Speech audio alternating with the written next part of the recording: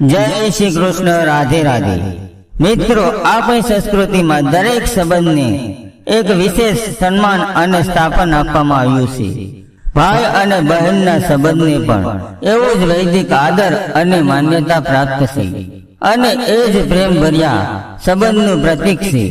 ભાઈ બીજનો પવિત્ર તહેવાર પ્રત્યેક વર્ષે કાર્તિક માસની બીજની તિથિએ ઉજવાતો આ વિશેષ તહેવાર ભાઈ અને બહેનના સંબંધમાં મીઠાશ, પ્રેમ અને સન્માનનું સંગમ કરાવે છે.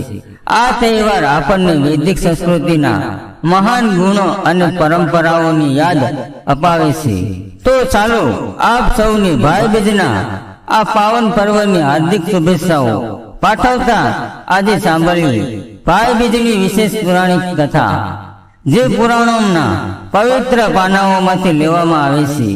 ધનતેરસથી લઈને ભાઈ બીજ સુધીનો તહેવાર વિશેષ રૂપે યમરાજ અને તેમની બહેન યમુના દેવીની કથા સાથે જોડાય છે. આ કથા સ્કંદ પુરાણ અને પદ્મ પુરાણ જેવા પ્રાચીન ગ્રંથોમાં વર્ણવેલી છે, જેમાં ભાઈ બહેનના પવિત્ર સંબંધનું સુંદર વર્ણન જોવા મળે છે. આપણે સૌ જાણીએ છીએ કે યમરાજ અને યમુના ભગવાન સૂર્યનારાયણ પુત્ર અને પુત્રી છે. યમરાજ જે મૃત્યુના દેવતા છે. દેવતાઓ પોતાના કર્તવ્યોમાં કેટલાક વ્યસ્ત રહે છે કે તેમને પોતાના પરિવાર સાથે મળવાનો સમય મળતો નથી. છતાં તેમની બહેન યમુના પોતાના ભાઈ માટે અતિ સ્નેહ રાખતી હતી. એક દિવસ લાંબો સમય વીતી ગયા પછી પણ જ્યારે યમુના પોતાના ભાઈ યમરાજને મળી શકી ન હતી, ત્યારથી તેને પ્રાર્થના કરી અને ભાઈને પોતાના ઘરે આવવા વિનંતી કરી. યમરાજ પણ મળવા ઈચ્છતા હતા, પરંતુ સમયના અભાવે જઈ શકતા ન હતા. અંતે એક દિવસ યમરાજે પોતાની બહેનનું આમંત્રણ સ્વીકારી લીધું અને તેઓ યમુનાના ઘરે ગયા. એ દિવસ હતો કાર્તિક માસની સુદ પક્ષની બીજની તિથિ. યમુના દેવી પોતાના ભાઈના સ્વાગત માટે ખૂબ જ તૈયારી કરી. ઘરને સુંદર રીતે શણગાર્યું, સ્વાદિષ્ટ ભોજન તૈયાર કર્યું અને દીવો પ્રગટાવી ભાઈનું સ્વાગત કર્યું. જ્યારે યમરાજ તેમના ઘરે આવ્યા ત્યારે યમુનાએ ખૂબ જ આદરથી તેમને આસન આપ્યું, તિલક લગાવ્યું, સન્માનથી ભોજન કરાવ્યું અને તેમના દીર્ઘ આયુષ્યના તથા સુખ સમૃદ્ધિ માટે પ્રાર્થના કરી. યમુનાનો આવો પ્રેમ અને આદરથી યમરાજ ખૂબ જ પ્રસન્ન થયા અને યમુનાને કહ્યું કે બહેન, માંગ, જે તને ઈચ્છા હોય એ માંગ.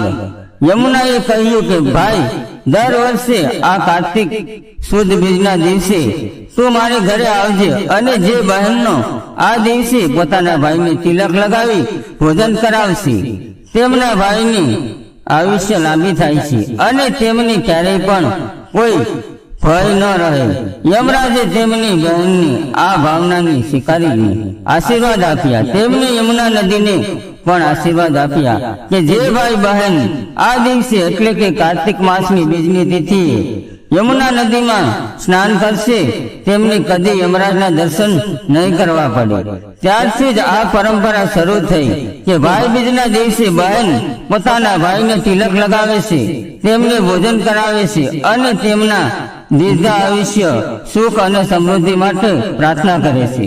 શાસ્ત્રોમાં માન્યતા છે કે જે ભાઈ પોતાની બહેન પાસેથી તિલક કરાવે છે, બહેનના ઘરે ભોજન કરે છે અને ભેટ આપીને તેમને પ્રસન્ન કરે છે, તેને ક્યારેય યમરાજનો ભય સતાવતો નથી અને તે લાંબી આયુષ્ય પ્રાપ્ત કરે છે.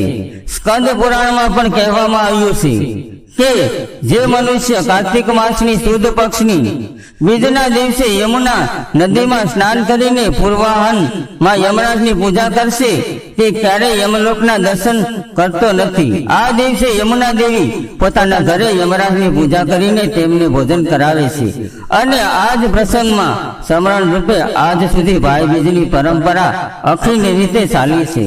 આ દિવસની સ્કંદ પુરાણમાં ભાવપૂર્વક જણાવ્યું છે કે દરેક મનુષ્યએ પોતાની બહેનના ઘરે જ પૂજન કરવું જોઈએ. તો આ રીતે સ્કંદ પુરાણમાં સ્પષ્ટ રીતે ઉલ્લેખ છે કે આ દિવસે દરેક વ્યક્તિએ પોતાની બહેનના ઘરે જ ભોજન કરવું જોઈએ. બહેનને પણ આ દિવસે પ્રેમપૂર્વક પોતાના ભાઈને પોતાના ઘરે આમંત્રિત કરવો જોઈએ અને યોગ્ય મુહૂર્તમાં તેને તિલક લગાવવું જોઈએ. પોતાના ભાઈનું સન્માન કરીને પ્રેમપૂર્વક ભગવાનને અર્પિત સ્વાદિષ્ટ ભોજનનો પ્રસાદ ભાઈને ખવડાવવો જોઈએ અને આ રીતે કહેવું જોઈએ કે હે મારા ભાઈ, આજે તને પામી હું ધન્ય થઈ ગઈ છું. આજે મારી આયુષ્ય વૃદ્ધિ માટે તું મારા ઘરે ભોજન કરે છે. કારણ કે પૂર્વ કાળમાં આજ કાર્તિક શુક્લ બીજના દિવસે યમુનાજીએ પોતાના ભાઈ યમરાજીને પોતાના ઘરે ભોજન કરાવ્યું હતું અને તેમનું સન્માન કર્યું હતું. આ દિવસે કર્મ પાસમાં બંધાયેલા નારકીય જીવોને પણ યમરાજ મુક્ત કરે છે. તેથી બહેનોએ પોતાના ભાઈની લાંબી આયુષ્ય, સુખ અને સમૃદ્ધિ માટે પ્રાર્થના અવશ્ય કરવી જોઈએ. આ રીતે બહેન પાસેથી સન્માન પ્રાપ્ત કર્યા બાદ ભાઈએ પણ પોતાની બહેનની પૂજા કરવી જોઈએ. પોતાની શક્તિ મુજબ તેને વસ્ત્ર, આભૂષણ કે અન્ય ભેટ આપીને પ્રસન્ન કરવી જોઈએ. જો મોટી બહેન હોય તો તેના શરણ સ્પર્શ કરવા જોઈએ અને અન્ય બહેનોને વસ્ત્ર આદિ આપીને ખુશ કરવી જોઈએ. સ્કંદ પુરાણમાં બ્રહ્માજી નારદ મુનિને કહે છે કે હે નારદ, જે મનુષ્ય યમ દ્વિતીય વ્રતનું પાલન કરે છે તે અપમૃત્યુથી મુક્ત થાય છે, પુત્ર પૌત્રાદિથી પ્રસન્ન બને છે અને અંતે મોક્ષ પ્રાપ્ત કરે છે. આ તમામ વ્રત અને અનેક પ્રકારના દાન ગૃહસ્થ માટે શ્રેષ્ઠ માનવામાં આવે છે. જો કોઈ વ્યક્તિઓને ભાઈ કે બહેન ન હોય તો તેમના માટે ભગવાન જગન્નાથજી અને બલરામજીને પોતાનો ભાઈ માનવો શ્રેષ્ઠ ગણાય છે અને તેમની બહેન ન હોય તેઓએ સુભદ્રાજીને પોતાની બહેન રૂપે સ્વીકારવી જોઈએ. કારણ કે આ ભૌતિક સંબંધો આ જીવન સુધી રહે છે, પરંતુ ભગવાન સાથે જોડાયેલા સંબંધ ચિરકાલ સુધી અમર રહે છે. તેથી આ દિવસે ભાઈ કે બહેનના રૂપમાં ભગવાનને પણ આમંત્રિત કરીને તેમને ભોજન કરાવવું અત્યંત શુભ માનવામાં આવે છે. આપણા આ પર્વના ઉપલક્ષમાં યથાશક્તિ દાન આપવું જોઈએ.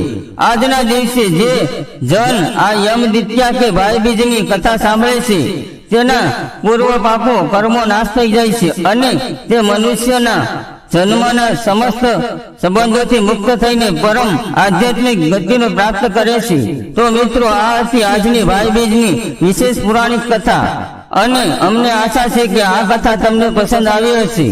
અને જો તમે ચાહો છો કે તમારો ભાઈ હંમેશા ખુશ રહે, તેના જીવનમાં ક્યારેય દુઃખ નહીં આવે, તો આ વિડીયોને એક લાઈક કરી લેજો. કોમેન્ટમાં જય યમરાજ દેવ અથવા જય યમુના દેવી અવશ્ય લખી લેજો. તો ફરી મળીશું આગળના વિડીયોમાં. ત્યાં સુધી આવજો.